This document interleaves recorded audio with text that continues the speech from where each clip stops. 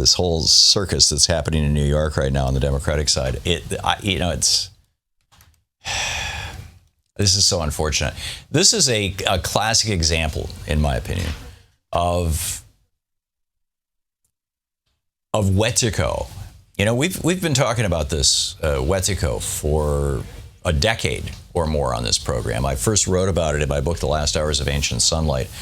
And at the time that I wrote that book, I had read a book by Professor Jack Forbes, who is a professor of Native American, or was. He's passed away since then. This was back in 94, 95 when I was writing Last Hours. And he was a professor of Native American Studies at the University of California, Davis. And he wrote a book called Columbus and Other Cannibals. And in his book, Columbus and Other Cannibals, he talked about this concept, which then I flew out to California and spent a day with him, interviewed him at length, and put that into my book, Last Hours of Ancient Sunlight. And I'm glad I did. He's one of a half a dozen people in my life who just had a major influence on my entire worldview and changed my life in really consequential ways. And his argument was that he himself is Native American, and is that there is a contagious cultural illness that Europeans brought to the North American continent that Native Americans had by and large figured out how to strip out of their culture.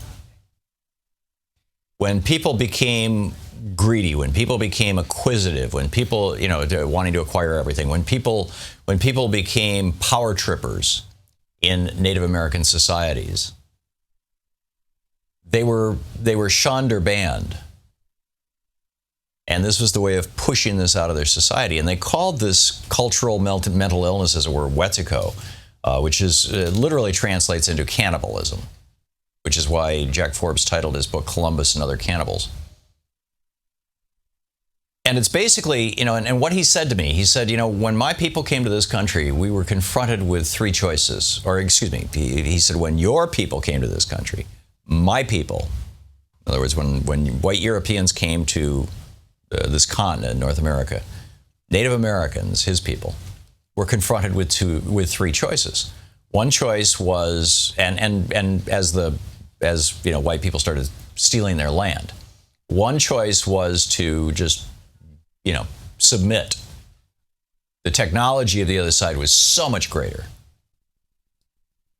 So just, say, okay, fine, ship me off to Oklahoma. I'll go live on a reservation.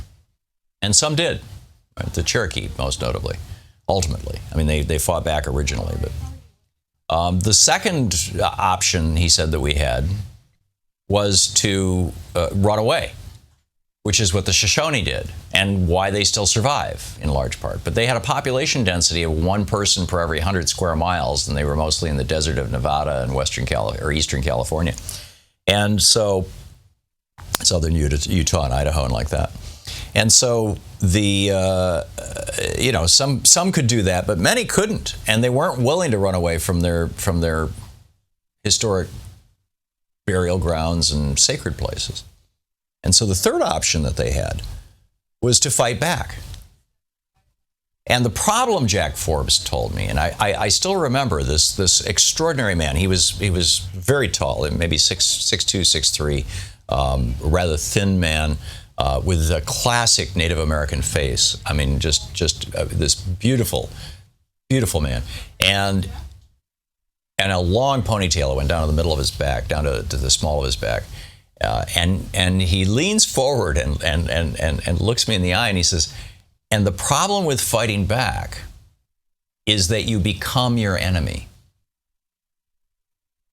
And most of us, at least initially, were unwilling to become what we saw in the white man. Because we had developed cultural protections against that. But some did fight back, and usually they lost. But they became fighters. So, I have this headline, this article from the Washington Post. This is Juliet Alpert and Ann Guerin. Clinton questions whether Sanders is qualified to be president. And, 3 or 4 times in a row, I saw the interview on Morning Joe. I mean, I saw it in a clip, but, and in fact, we've got it. Well, here's the interview. This, you can decide for yourself. Is Hillary Clinton sane? Because that Bernie Sanders is not qualified to be president. Because frankly, the question, if you ask me if somebody is qualified to be president, there's 2 levels to answer that. One is, are they 35 years old and a natural-born citizen? Obviously, both of them are. Arguably 3 ways to answer it. Second, do they have the temperament and capacity to do the job?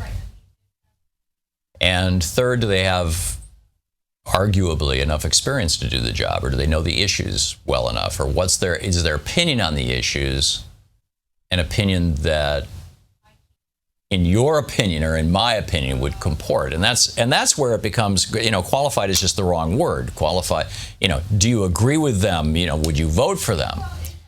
But if somebody is qualified, this is very strange. Here's Hillary Clinton on Morning Joe.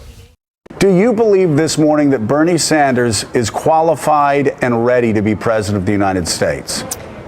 Well, I think the interview raised a lot of really serious questions. And I look at it this way. The core of his campaign has been break up the banks. And it didn't seem in reading his answers that he understood exactly how that would work under Dodd-Frank, exactly who would be responsible, what the criteria were.